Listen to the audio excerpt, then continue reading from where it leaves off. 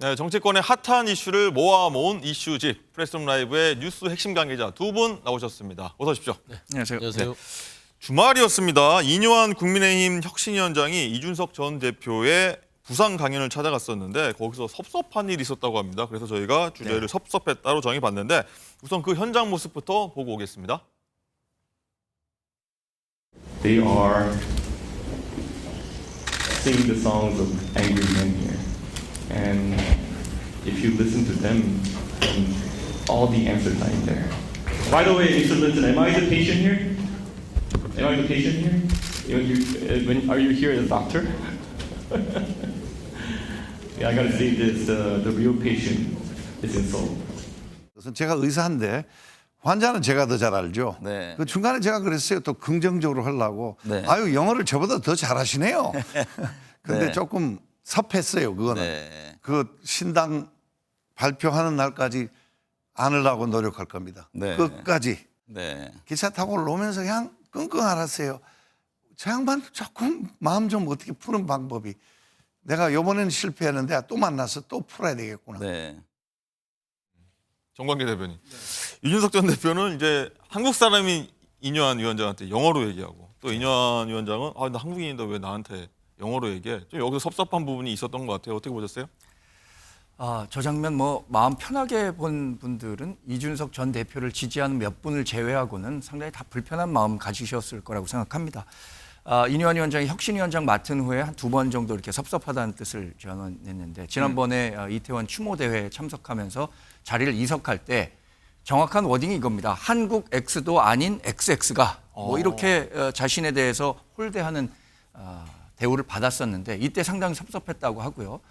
이준석 전 대표가 자신에게 영어로 얘기했을 때 섭섭하다고 했잖아요.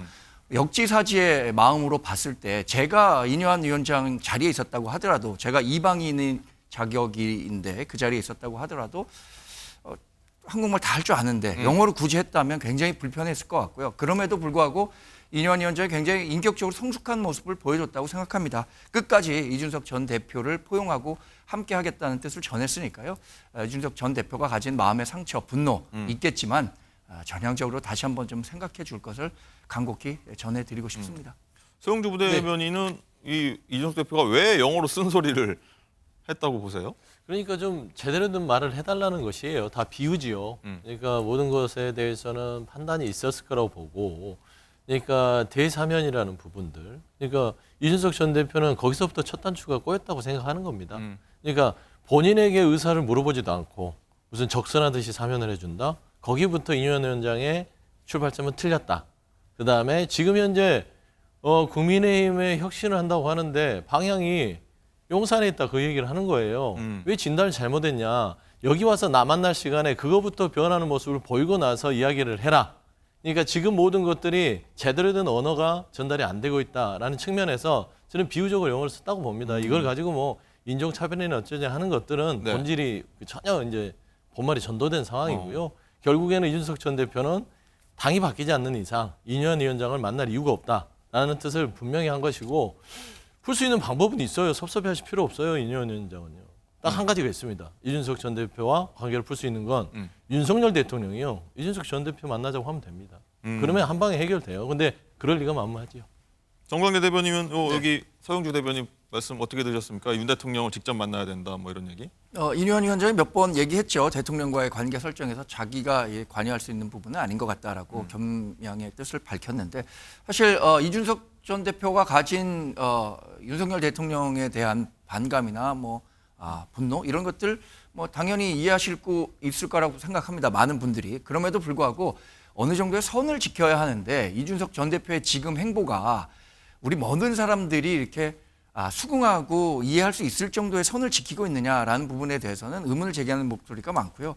사실 영어로 얘기했을 때 전 많은 분들이 이런 기시감을 가졌었을 것 같아요. 가정에서 네. 이준석 전 대표는 이 비유 좋아하지 않을 것도 같습니다.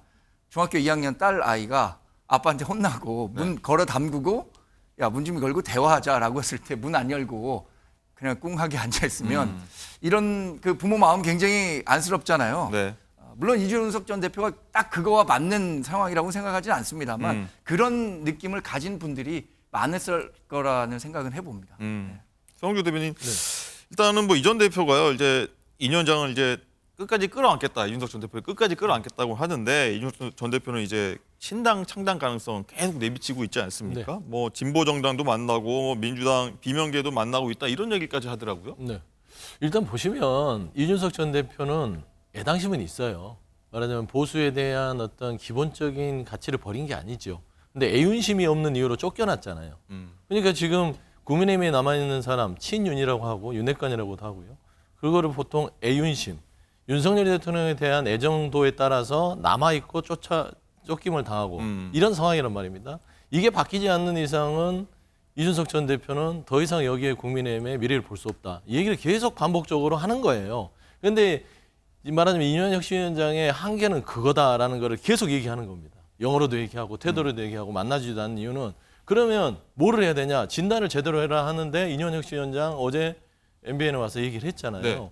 내가 의사인데 내가 환자를 더 잘한다. 그러니까 이인영 위원장도 그거는 인정할 수 없다는 겁니다. 윤석열 대통령이라는 그 부분에 대해서는 혁신의 대상에 포함될 수 없고 강서구청 선거에 대한 패배 요인으로 절대 용산을 인정할 수 없다라고 하는 차원이면 솔직히 행위가 계속해서 신당 창당 전에 안 한다 하더라도 가능하겠어요? 본질적인 문제가 바뀌지 않는 이상 저는 그런 부분에서는 이인영 혁신위원장과 이준석 전 대표의 관계 결국에는 신당 창당의 어떤 물꼬를 막을 수는 없을 것이다라는 생각을 가지고 있습니다. 네, 말씀하시죠. 근데 그 윤석열 대통령도 지금 변화하고 있는 과정이라고 보시지 않을까요? 많은 분들이 강서구청장 보궐선거 이후에 윤석열 대통령 뭐 해외 순방 다녀온 일정을 제외하고는 대부분 민생 경제 활동을 하고 있고요.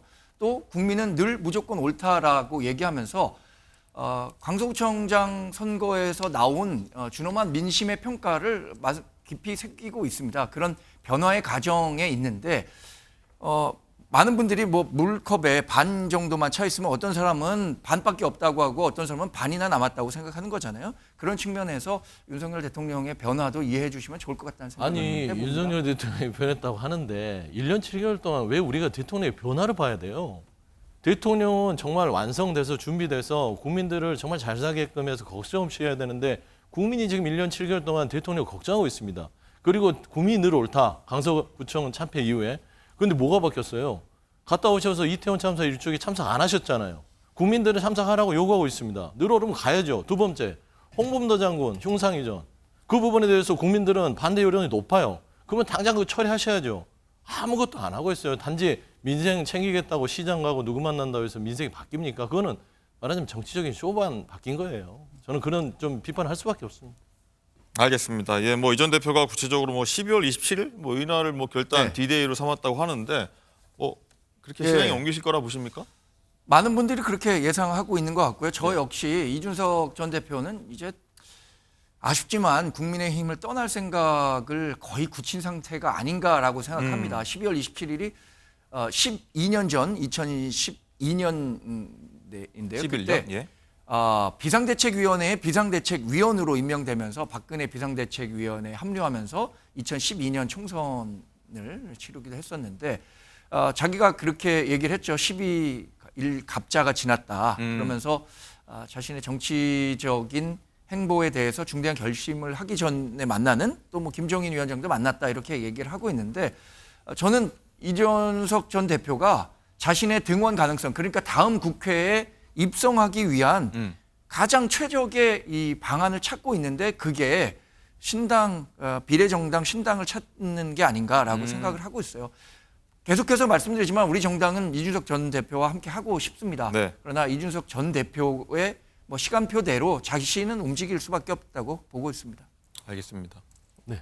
그런데 신당 창당이라기보다는 3지대를 구성하는 정도로 보시면 될 것 같아요. 제3지대로. 예. 그러니까 지금 현재 보면 지금 양양자 의원의 창당도 있었잖아요. 네. 한국의 미래인가? 거기 있었고 금태섭 전 의원도 준비하고 있고 네. 거기 김종인 전 비대위원장 있지 않습니까? 이분들이 구성하고 있는 이 판에 플랫폼에 본인의 세력을 갖다 얹히면 3지대가 구성되는 거라서 특별히 이준석 신당은 나타나지는 않을 것 같다라고 좀 보고 있습니다. 알겠습니다. 자, 이런 와중에 홍준표 대구시장이 또 SNS에 글을 올렸습니다. 요즘 굉장히 자주 발언을 하고 있는데 본인은 탈당할 일 전혀 없을 것이다. 30년간 당을 지켜온 본류가 나다. 이런 얘기를 했습니다. 정광재 대변인. 홍준표 시장 예. 본류라고 자부할 만하다고 생각하고요. 자부심 가짐할 만한 분이라고 생각합니다. 1996년 총선에 당선돼서 보수 정당에 계속 몸을 담았습니다. 지난 예. 선거에서는 물론 무소속으로 탈당해서 다시 입당을 하긴 했지만 그때 당시에 뭐 모래시계 열풍을 갖고 국회에 입성한 이후에 당 대표 대권 후보까지 지냈으니까요. 그런데 지금의 과정은 어떻게 생각하면 홍 시장 입장으로는 이렇게 판이 바뀌어야 자기의 활동 공간이 생긴다고 생각하는 것 같아요. 그러니까 뭐 축구할 때도 말이죠. 선수들이 공간이 있어야 자기의 기능을 그 재능을 뽐낼 그 공간이 생기게 되는데 네.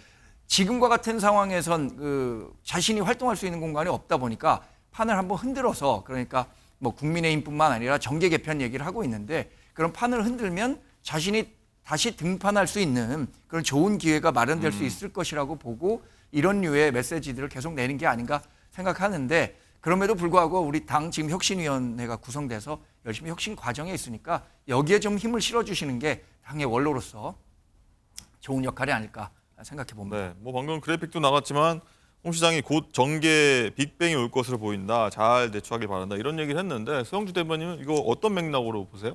결국에는 이제 이번 총선의 결과를 비관적으로 보는 것이죠. 근데 정계의 빅뱅이라는 게 그 전에는 일어나지 않을 거예요. 지금 현재 윤석열 대통령을 총재로 사실상 총재로 두고 김기현 2기 체제가 출범을 했단 말입니다. 그게 홍 시장 입장에서는 맞득지 않아요. 김기현 대표랑 홍 시장의 관계는요. 정치적으로 영원히 물과 기름 같은 사이예요. 그런 의미에서는 지금 현재의 당의 입장을 가지고는 절대로 이번 총선에서는 어려울 것이기 때문에 친윤들이 결국엔 자기 살자고 막 탈출이 이루어질 것이고 이러면서 이준석 전 대표가 삼지대를 구성한 곳에 막 친윤들 그러니까 친윤 호소인들은 그쪽으로 갈 공산이 크다라는 어떤 좀 애언을 하는 것 같습니다.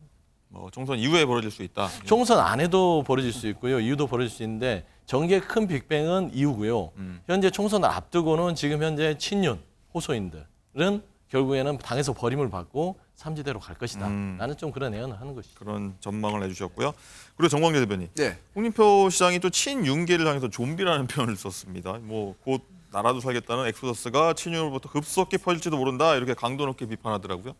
전 좀비라는 표현에 뭐 수긍하기가 어려운데 네. 그리고 또 어떻게 생각하면 좀비라는 건 죽지 않고 계속해서 생명력 연장하고 있잖아요. 좀비라는 표현에 대해서 뭐 전혀 동조하지 않고요. 친윤 그룹에 대한 견제의 목소리가 당연히 그동안도 있어 왔고요. 이른바 친윤 중진 의원들이라고 하는 분들이 이번 혁신위원회에 어떤 혁신의 대상으로 언급되고 있는 것도 맞습니다. 김기현 당대표가 이게 공식적으로 요구가 오면 진지하게 답을 할 기회가 있다라고 얘기를 했으니까요. 그 답이 나올 때까지 좀 기다려 주시는 인내심을 좀 가지셨으면 좋겠습니다. 알겠습니다. 오늘 뭐 하신 말씀 많은데 오늘 여기까지 듣도록 하겠습니다. 고맙습니다. 네. 자, 오늘 프레스룸 라이브도 여기서 마치도록 하겠습니다. 저희는 내일 오전 10시 30분에 다시 찾아뵙도록 하겠습니다. 고맙습니다.